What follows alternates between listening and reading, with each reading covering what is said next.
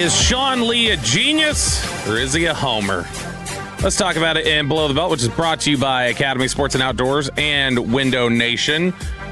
Sean Lee was out there at Super Bowl, which was really odd because he was never, ever a big media guy.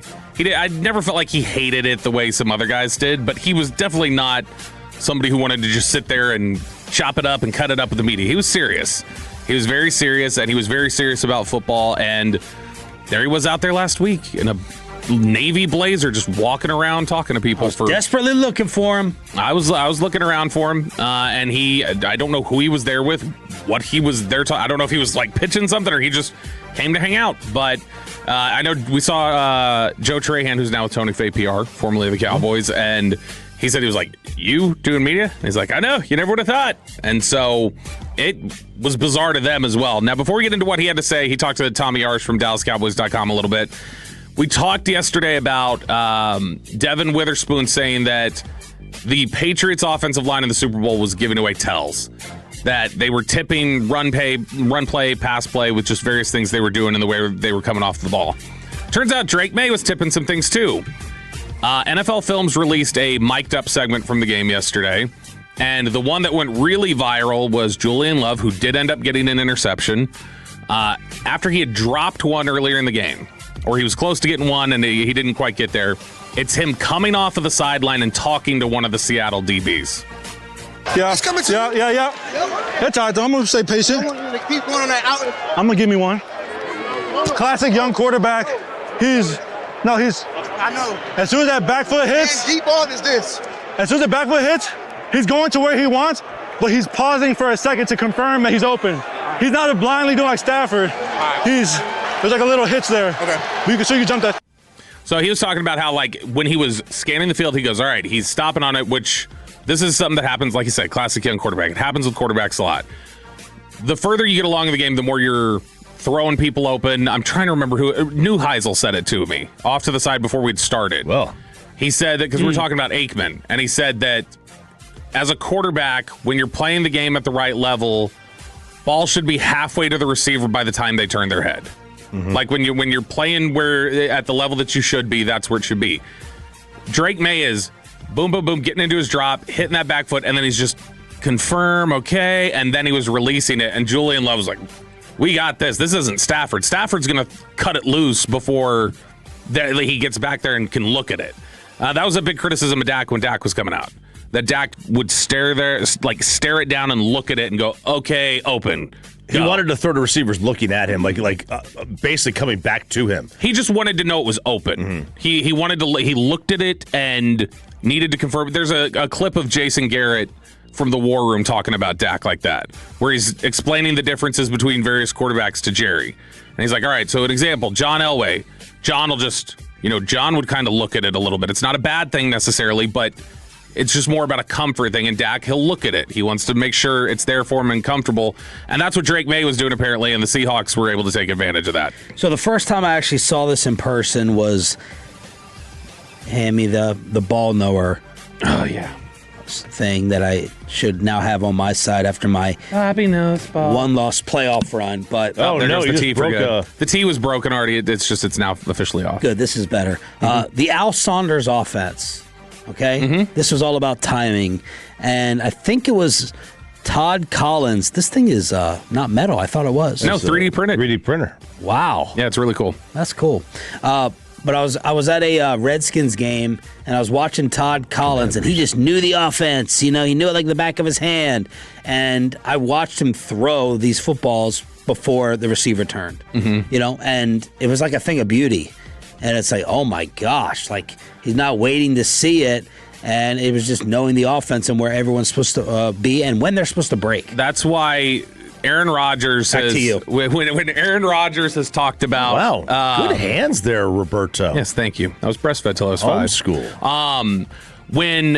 When Aaron Rodgers has talked with, it's the one time he got serious with Barstool when Big Cat was interviewing him one time. And they were asking him about stuff, and he started saying he said the West Coast offense is the most beautiful thing in the world to me. And he goes, just the way that it's timing and its numbers, and it's just, Go watch the Steve Young 49er offense when they were in sync. and it was like poetry. It's impossible. It's kind of like that Spurs offense that dismantled the Miami Heat. Like those are probably the 18 passes in 24 seconds. The two most beautiful offenses that I'm just sitting back like, oh my God, this is like drawing it up. Bill Walsh and John Wooden. Yeah. The way that they intended the game to be played. Think of the way, like whenever you see one of those. The NIL era is really how John Wooden intended for the game to be played. Paying players are getting away with it. Whenever you see You're the most disrespectful historian in sports history. Whenever you see how it's been, and if John Wooden sat down with us at Super Bowl, we'd be like, Chop, tell me your theory. He goes, well, you know what? I think some people have said. I'll say, Bill Walton told me at the Final Four, Bobby. He said, choppy. He said the three C's of recruiting: cash, cars, condos. So he said that was John Wooden. Surprised he didn't throw cannabis in there. That's what the three C's of recruiting at UCLA: cash, cars, condos. No, John was against the cannabis.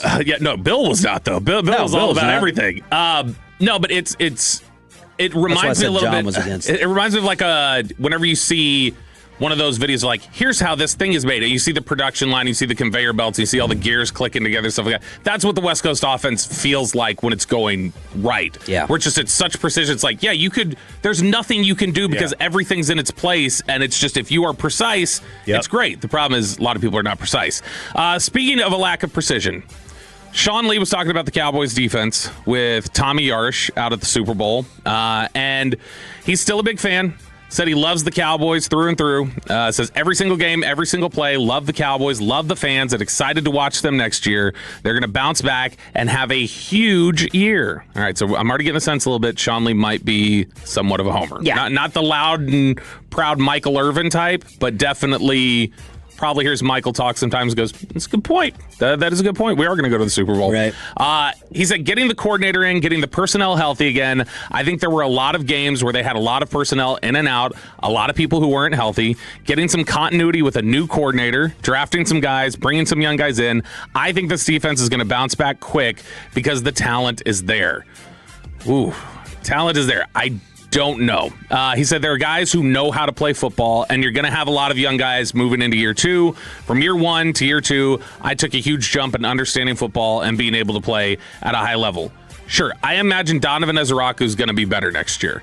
I would hope Revel's going to be better, but I don't know how much next year might still kind of be a rookie year for him. Overshown, more healthy. Overshown, yeah.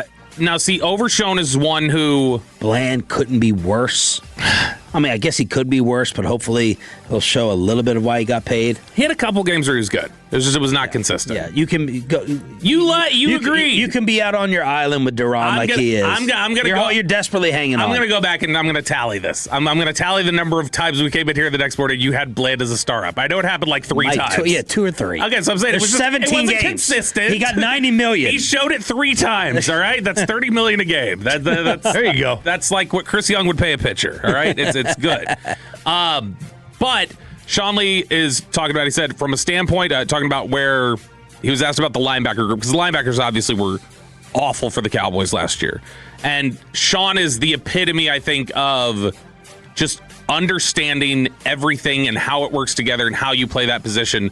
And so Tommy asked him, all right, what makes a perfect linebacker then? Well, what are the traits you need to have? He said, from a standpoint of skill set, a guy who's instinctual, a guy who's quick, a guy who loves to hit, and then ultimately from a leadership standpoint, a guy who always leads from the front, who's preparing constantly, who's trying to make his teammates better every day, who wants to compete every single day.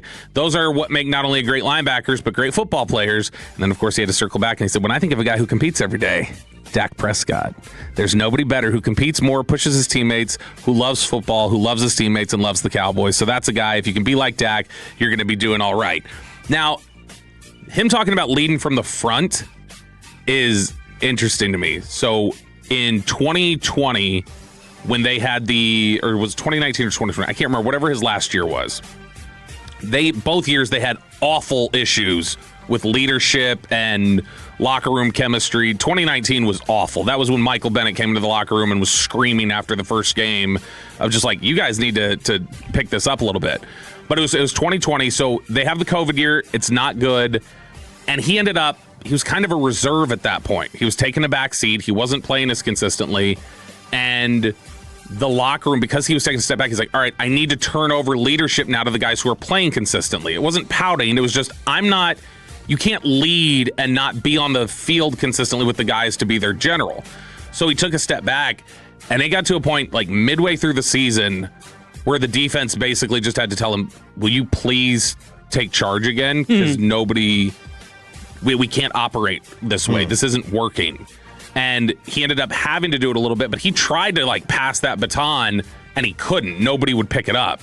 And very specifically, it worked out now. He learned. But in 2019, the guy they tried to get to pick it up at that time was DeMarcus Lawrence. And DeMarcus Lawrence, it turned out, was just a little too gruff. I think at that time in his career, did not have enough of didn't know how to put his arm around some guys at times. He knew how to cut it up and be DeMarcus, and I'll be honest, I'll slap the S out all y'all. And it's funny, but it's not necessarily like, yeah, this is who you want setting the tone for your entire defense. There's got to be some ability to reach guys where they're at and where they are. But Sean Lee, optimistic. They got the talent, man. It honestly reads kind of like a Jerry Presser at the end of the year. We got the talent. All right, this is not a player issue. No, never. This is all Matt never a player Eberflus. issue.